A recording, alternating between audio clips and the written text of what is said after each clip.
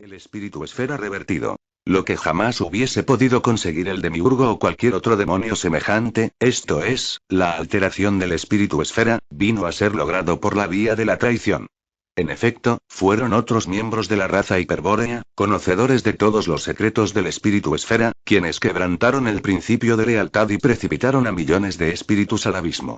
Ellos, los sigas traidores, revelaron el secreto del punto exterior e hicieron posible el engaño y la reversión del espíritu esfera. En la figura 4 se ha representado tal situación. Vemos allí que el terguno espalda hostil ha pasado al interior de la esfera, mientras que el rostro espiritual se ha exteriorizado por completo, quedando enfrentado por un lado directamente al plano material. Lo primero que se advierte al observar la figura 4 es la desaparición del yo absoluto de su posición central. El espíritu hiperbóreo, vale la pena aclararlo, no es un ser simple. Hay que recordar que estamos hablando del miembro de una raza cósmica y no de un mero fantasma incorpóreo. Además, si fuese simple, sería inútil intentar su descripción. Bastaría solo con designar un nombre. Ello no es posible y por eso lo hemos representado como espíritu esfera, el cual, desde luego, no es simple. Ya conocemos su cuerpo esférico, el tergun mostis y el vultus spiritus. Este último, el rostro espiritual, es la sabiduría propiamente dicha y de ella depende el yo absoluto que, luego de la reversión ha desaparecido del centro. El rostro espiritual tampoco es simple, desde que lo hemos supuesto extenso, es decir, como una superficie esférica interior, pero en cambio es homogéneo, todo sabiduría. Tal homogeneidad espiritual se concreta en el yo absoluto, el cual es expresión de la síntesis absoluta con que el espíritu esférico se unifica y reúne en un solo punto central. Para expresar la unidad del espíritu esférico y su síntesis central, en sentido figurado, suponemos que la superficie representativa está compuesta por puntos que miran hacia el centro y allí se sintetizan, en un único punto cardinal. El yo absoluto.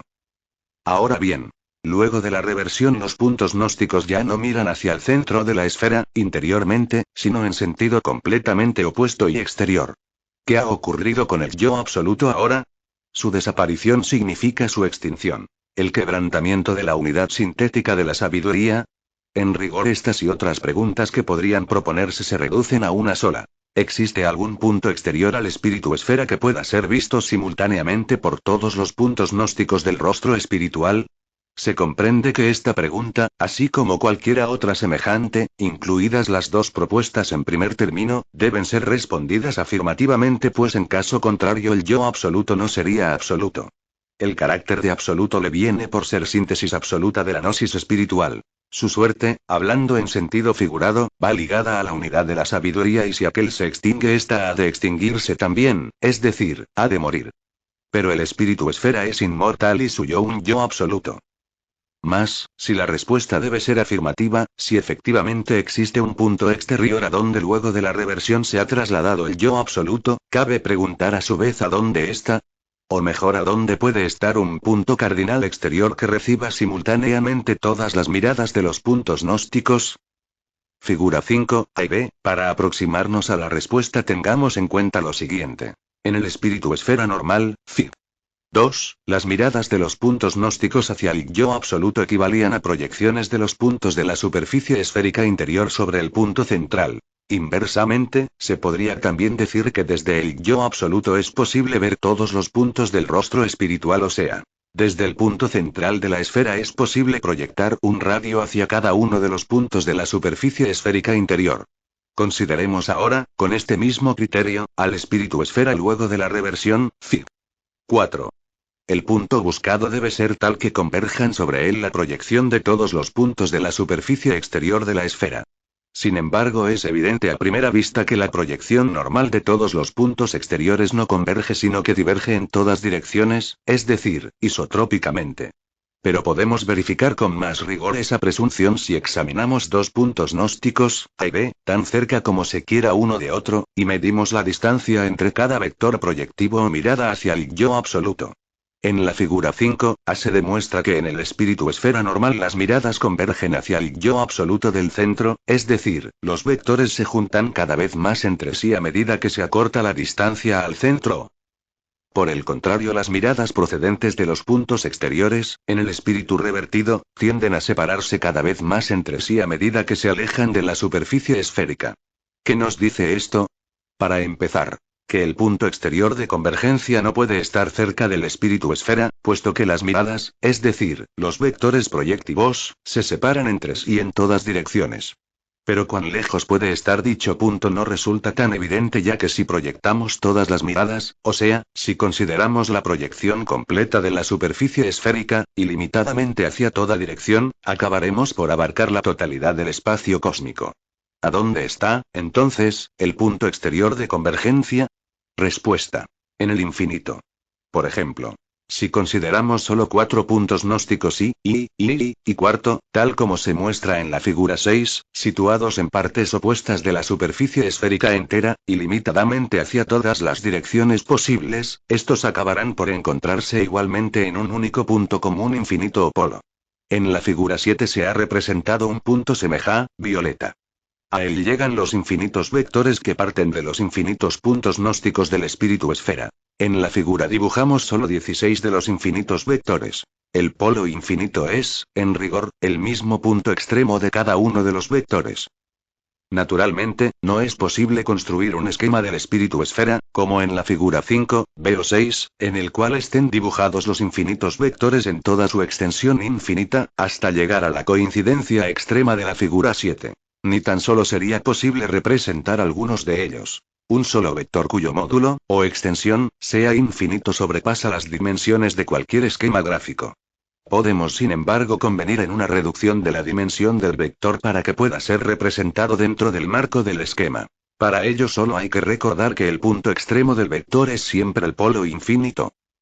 Ahora bien, si dibujamos infinitos vectores de, por ejemplo, 1 centímetro de módulo, en un esquema como el de la figura 4, o 5, b, o 6, etc., y marcamos el extremo de cada uno de ellos con un punto violeta, en representación del polo infinito, comprobaremos que todos estos puntos forman un círculo violeta, exterior al espíritu esfera y a 1 centímetro de distancia. En la figura 8 se muestra un esquema semejante, aunque por motivos de claridad solo se han dibujado 16 vectores. Resulta así que el polo infinito, representado en la finitud del esquema gráfico, es equivalente a un círculo externo al espíritu esfera revertido. Es lo que llamamos polo infinito expandido. Pero no hay que olvidar que el esquema solo muestra una sección o corte del espíritu esfera.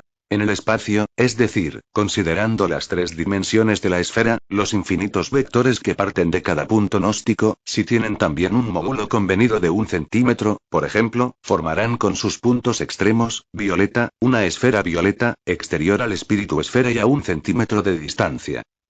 Ha llegado el momento de extraer una conclusión. Sabemos ahora que luego de la reversión, φ.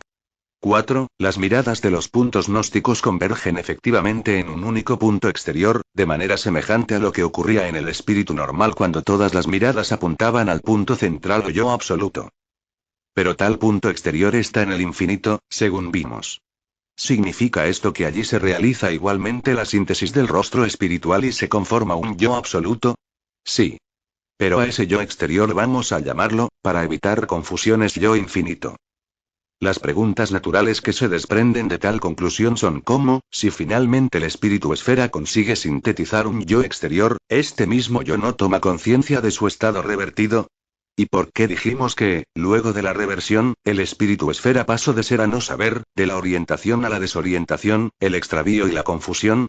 No es difícil dar respuesta a tales interrogantes. Pero se requiere una reflexión previa.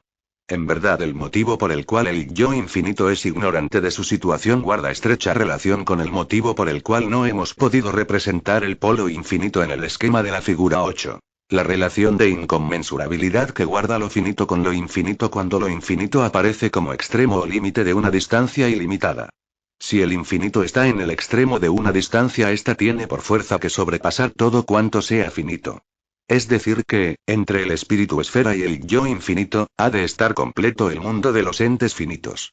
O, en otras palabras, el yo infinito sobrepasa por el infinito al mundo de los entes finitos. Es como si, en la figura 8, todo lo finito estuviese entre el círculo verde, rostro espiritual, y el círculo violeta, polo infinito. Recordemos que en la figura 2 representamos al plano material inferior por debajo del espíritu esfera revertido solo por motivos de conveniencia expositiva, pero que en realidad dicho plano, o mundo en los entes finitos, rodea al espíritu revertido por todas partes. Y a ese mundo el espíritu esfera se opone esencialmente.